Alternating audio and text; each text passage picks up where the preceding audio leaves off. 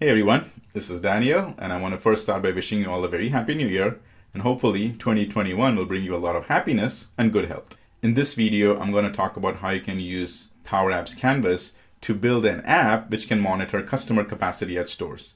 So I'll go through a scenario first explaining you what this thing is all about. I'll demonstrate the app to you, and then we'll go and take a look at the Canvas app design plus at the backend database. But first, here's my intro.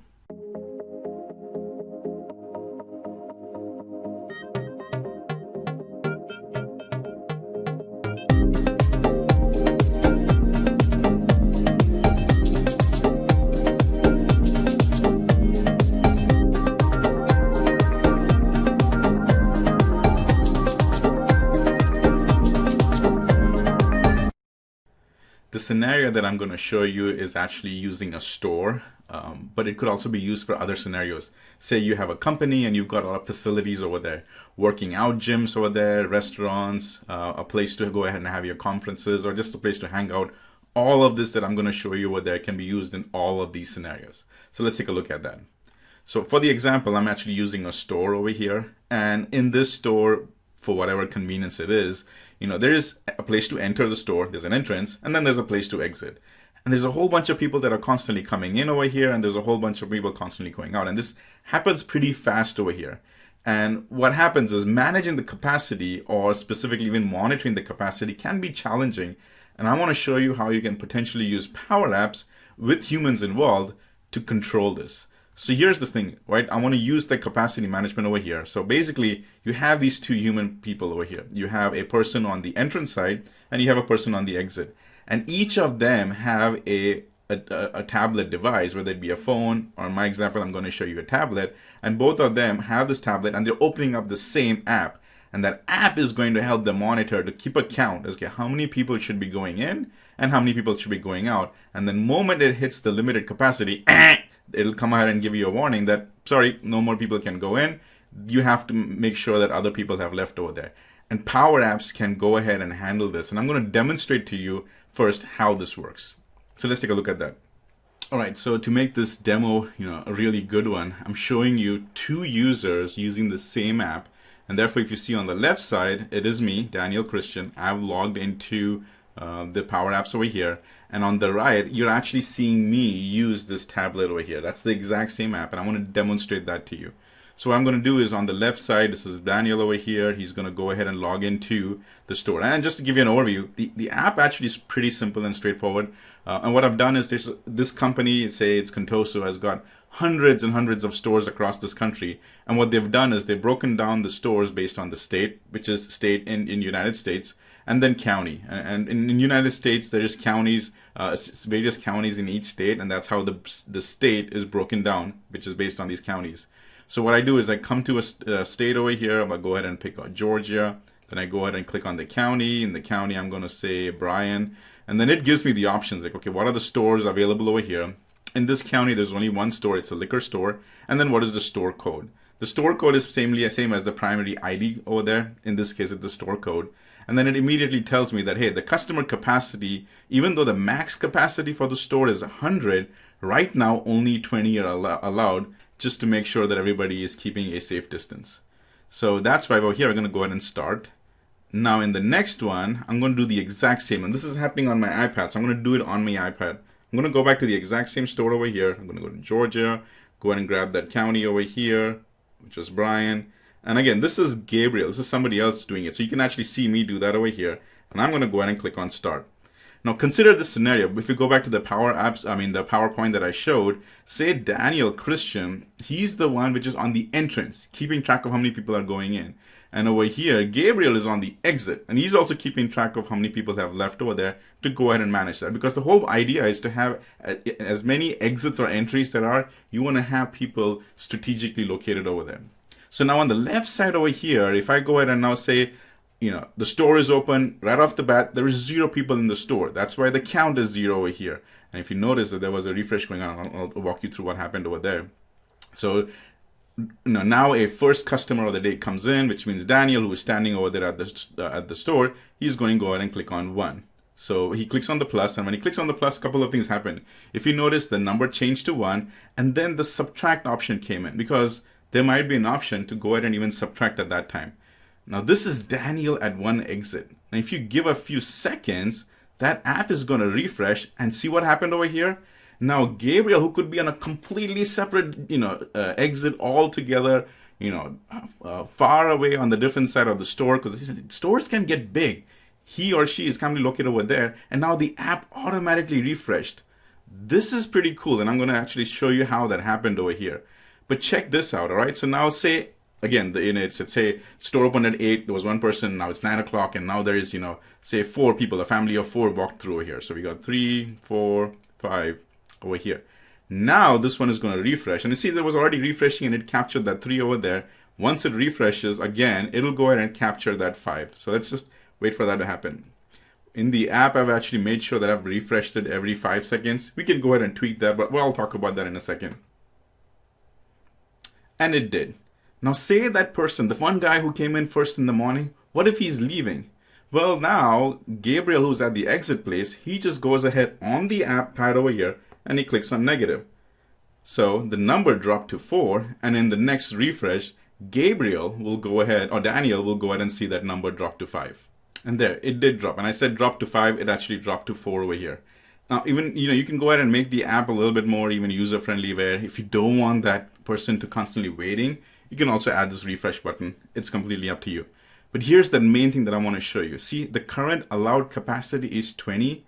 Well, what happens over there? So I'm going to now keep clicking really fast. And I'm going to go with, 5, 6, 7, 8. I'm going to go really fast over here. Keep going, 12, 13, 14. You can see this thing's refreshing over there. 15, 16, 17, 18, 19, 20. And here's what happens. First of all, that plus disappeared over here, and it gave me a new sign saying the store has reached its maximum capacity over here. And any second now, you're going to go ahead and see this refresh happen over here. But the way I've built this app in a very smart way is that for some reason, from the exit, if a person tries to go ahead and enter as well, if Gabriel were to go ahead and hit plus, well, I just lost that, but if he were to go ahead and hit plus, it wouldn't even allow Gabriel. It would actually go ahead and say that the store has reached its maximum capacity, and you just got to wait. But now, if this person goes ahead, and if Gabriel goes ahead and says, okay, 5 people left, so I'm just going to go ahead and subtract it by 5. This is 1, 2, 3, 4, 5. I've gone ahead and subtracted over there by 5. In the next second over here, Daniel, who's at the entry, he will now see, oh, there's actually 5 people who've left. Now I can go ahead and allow people to go and enter over there because it hasn't reached its capacity.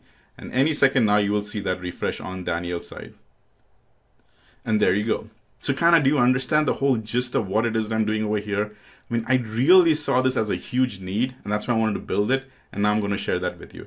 So now that you've seen the app, let's go ahead and crack into the Canvas app, and I'll show you how this was built. All right, so here's my app. I call it the Customer Capacity at Stores. I'm going to click on it. I'm going to go ahead and edit, and it takes me straight into the Canvas Studio over here. So it's going on and opening it. And here we are inside the Canvas App Studio. So as you can see, the app by itself is pretty simple and straightforward. But what I want to show you is where all the magic happens over here. Now let's actually, before I jump into the Canvas app, I want to actually go into the data storage over here. And for my sake, I went ahead and used SharePoint lists. The only reason I did that was because SharePoint is delegable. You could use at least 2 others. You could use SQL in either Azure SQL on-premises, or you can use Dataverse over there. Either one of them, make sure that you're using the ones which are delegable, because data can fill through really fast over here. And I'm going to actually show you that in a second. All right, so I'm in my SharePoint set, and I've gone ahead and looked at the contents. And I've actually used 3 different lists for this one, because that's what worked best for me. The first thing that I've done is I've gone ahead and gotten a list which has all the states. Second is I've got another list which has the state and it has all the counties in it. And that way I can go in and do some filtering. So let me actually show you that. All right, so here are the first list that I talk about. All the states which are there, the 50 states for United States, it's coming from this SharePoint list over here. So just to make sure, this drop down, when I click on it, as you can see, it's coming from the state capital city. The state capital city over here is this SharePoint list, and that SharePoint list is pretty much this one over here, right? Got that? That's pretty easy part. The next one is the state, city, and county. So the state, city, and county is basically, this is what it looks like. It's a place where you have all the states, and then after that it also goes and shows you all the counties over there. So that's basically helps me build that relationship. But on the Power App side, there's a bit of a filter used over here. I'll show you what that filter is. Pretty simple, pretty straightforward. I've used the filter because in SharePoint that is delegable, and therefore I don't have any issues of delegation warnings over here. So that's the simple part, all right? These two things over here. Next, I've gone ahead and done a store name. So for store name, that is also a completely separate list over here. And if I go into my Power Apps, you see over here, it says customer capacity at stores, and as a hover on that, it says store information. This is the place that you need to have available, and you can store, you can either populate this over here, or you can build whatever technique that you come up with. You need to have this information because this is the information that I'm using in the app to check to see that, hey, this store, what is the current capacity? What is the max capacity over here? So just to overview, I got a store code. That is like the code, the primary ID attached to that store. It tells me what the max capacity is, and then what is the current capacity allowed. And then here is the state. And that state is what I also use to do some filtering over there.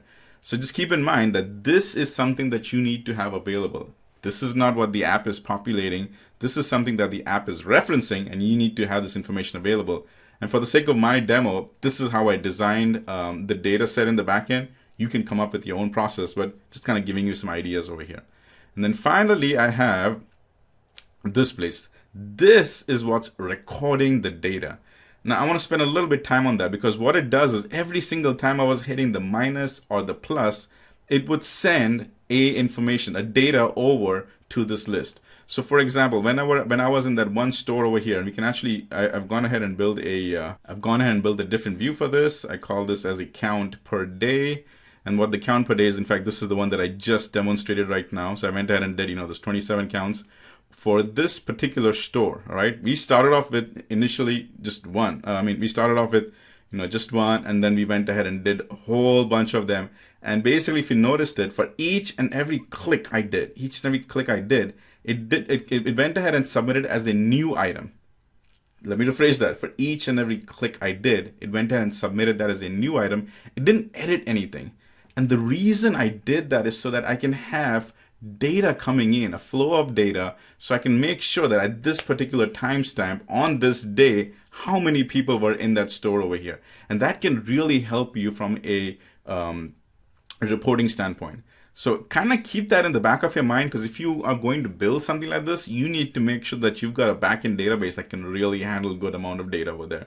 So that's why I started with this, the store number 2009 over here. Initially there was one. And then when I was trying to, show you that capacity example, I kept clicking. For every single click, there was actually a patch statement over here. And this is what happened.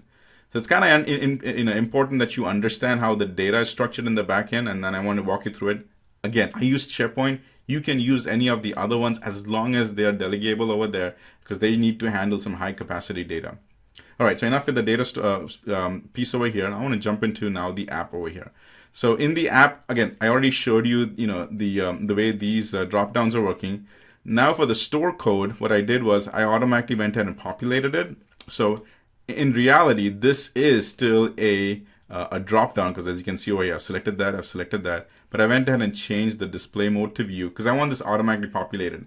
And the automatic population is basically, again, just a filter. Is that based on the state that I've selected, and also based on the county that I've selected, it went ahead and automatically populated, the store names and all this contact information over here. So again, this is all the easy part. I don't want to spend too much time on that.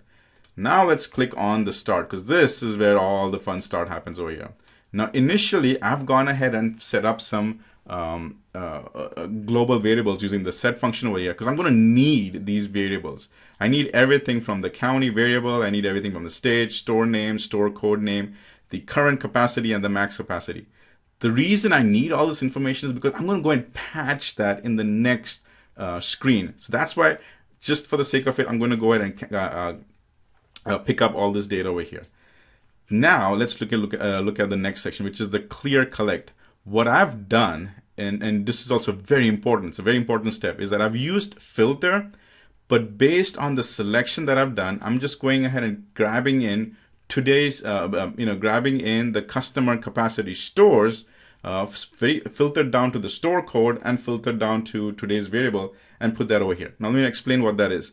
What this is doing is it's going ahead and checking it's going ahead and checking over here to see that, hey, so far today, how many times have you started using store? Like how many people have already come in? How many people have gone out?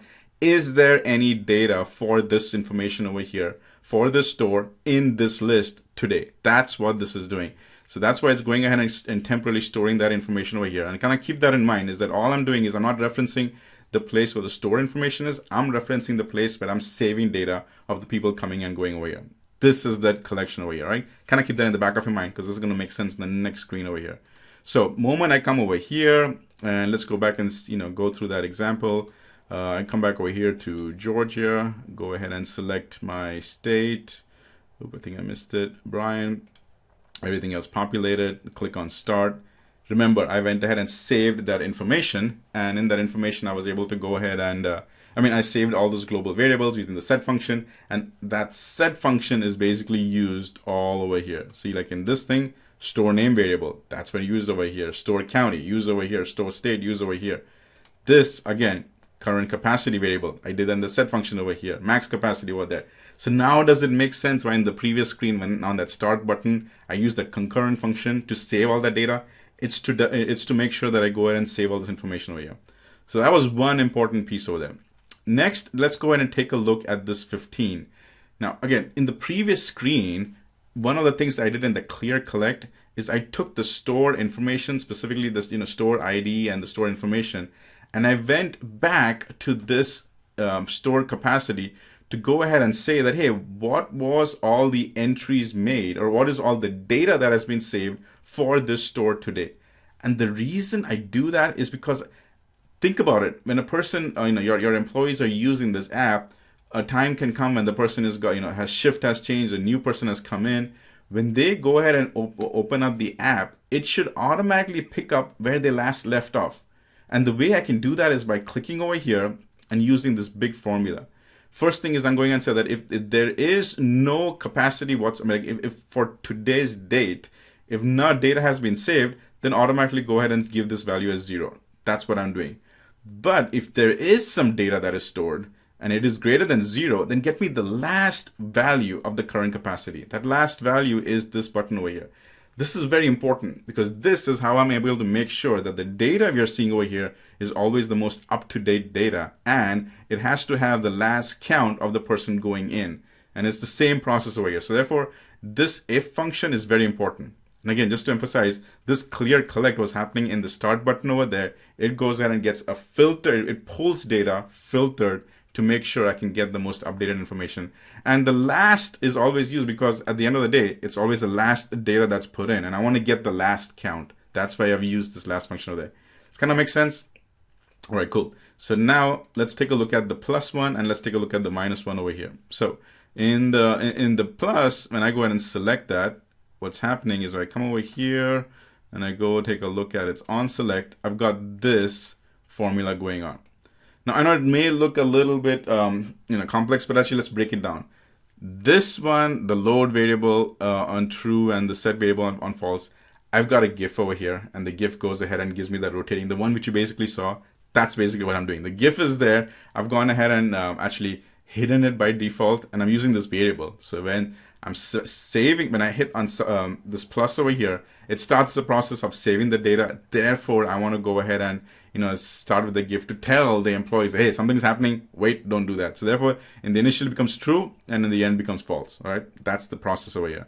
Now this is where I go ahead and do that same clear collect. The one that I talked about, the clear collect, when the person first opens the app and hits that submit, is the exact same one.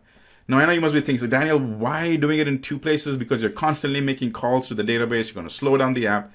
The reason I want to do this over here is, again, there is a delay. There's that 5-second delay in the timer that's running. And that delay maybe if 5 people have gone ahead and exited the store, the person on the entrance side does not see that updated value. More importantly, if the person, 5 people have entered and we've hit the max capacity, they may not immediately see it on the exit side over there. Because on the exit side, what if somebody actually comes in? And on the exit side, they need to see that, hey, we fixed this max capacity, and therefore, I can't let somebody in over here. And that reset, which is happening based on a timer, may be the cause of why this is not happening. So that's why I'm not only dependent on the timer to reset it, I'm going ahead and I'm even using this clear collect over here. So it's getting fresh data to get the last value. That last value over here is going ahead and getting, hey, did I go ahead and even have hit the max capacity over there? So that's why I'm doing a clear collect. Then I'm going ahead and saying, okay, is the current count, is it less than or equal to the current capacity? Remember, in that store which I had done, the current capacity was 20. If it is less than or equal to, only if it is less than or equal to, do I want you to go ahead and patch that information. If it is not, then don't patch it. That is how I'm making sure that there is no duplicate data going ahead and saved in that backend database over here. So it's this if function is very important. It's to make sure that the count which I'm getting, and that text count over here is the exact same thing that I showed. This over here, this is that text count. It's keeping track of that. And over here, on the plus side, it's using that if function. And in the if function, if you've gone ahead and met this condition, then go ahead and patch it. But what it does is in the current capacity, it takes the existing value, and then I go ahead and hit the +1 over there. So that's basically how I'm going ahead and saving the data. Now I want to kind of emphasize a little bit on one last thing, which is the date over here. So what I've done is I've gone ahead and put in today's date, and today's date variable is basically just the variable that I've got, but I'm only getting the date value from it. So if again, let's go back to the app on start over here. The app on start, I'm setting the text now, and I'm getting a short date. The short date only gets you the date, like today's date would be, the January the 2nd, 2021. That's all it goes ahead and gets over there, and it saves it to this variable. But for some reason in this patch over here, it still takes that as a text file, but I'm saving that to the SharePoint's date column over there, and therefore I got to go ahead and put this again combination of, hey, change this text over here to a date value, and it stores that date over there. So the question that may be coming to mind is, Daniel, we've already, SharePoint or the data sources might already had the created date over there. Why are you doing this over here? I intentionally wanted to make it a little easier for myself from the reporting standpoint. So therefore over here, I just made sure I got the date. One of the first places I was able to even use that was right here. See, in the store capacity, I already was able to use just today's date, because that's all I had was today's date. And I was able to go ahead and build this filtering over here based on this grouping based on this date. So now that the data is already coming in a very good format, I was able to go ahead and leverage that on the Power BI side. So I'm already kind of thinking ahead and making that information over here. So that's basically how I did it on the date side. And then afterwards, when I go ahead and close it, I'm doing another clear collect, just so that after I've patched it, I should get an up-to-date information over here. And then after that, I go ahead and the GIF that is going ahead and circling saying, hey, something's happening, wait, I go ahead and set that to false. So that's basically on the plus side. On the minus side, it is the exact same, except I'm subtracting the date. So let me go over here and I click on select. And on select over here, again, set loading, same thing. I want that GIF to show up over here. Set loading is false, GIF to disappear. Again, the patch function, I'm saving fresh data. I'm not updating any data. I'm saving fresh data. Again, remember from the reporting standpoint. But over here, I've also gone ahead and done the same thing. Is I'm going to go ahead and subtract it. I'm subtracting it by 1 over here. All right. So it kind of helps. Now with the if function, which I added in the plus, you can go ahead and add that if function over here as well if you need that for your store. Now I did skip the app on start, so I'll go ahead and kind of show you that just in case. One of the first things I always do is I go ahead and set up a login user variable. And I go ahead and use the user function, and basically once the user logs in, I take his or her information and save the entire thing in that variable. That way I only make one call. Because remember, I'm doing a lot of calling of the information. So the app is heavily, there's a lot of performance going on in the app. So this way I can at least save that one extra multiple calls over here. Loading variable, the one for the GIF, by default I went ahead and set in the false. And then today's date variable, this is how I went ahead and did that in the now function over here. So hopefully this Canvas app walkthrough was helpful to you, because I'm pretty sure that you might have a scenario, especially if you're a company which has stores over there, or you work in a company which has large facilities and where you have cafeterias, workout places, places for employees just to hang out, and you want to kind of maintain social distance. This would be the type of app that you can use, and you yourself can make that. Also, some of the requirements we've made over here, right? Because there was no delegable data source. I mean, this data source is delegable. And we made sure that we gone ahead and use that. The app itself was pretty good. I used the tablet size. You can go ahead and build the tablet size or a phone size over there. And then the way we already saved the data, it's already ready for a reporting purpose. So you can go ahead and make a nice aging report using that type of data, because you're adding fresh data over there. So hopefully this is helpful to you.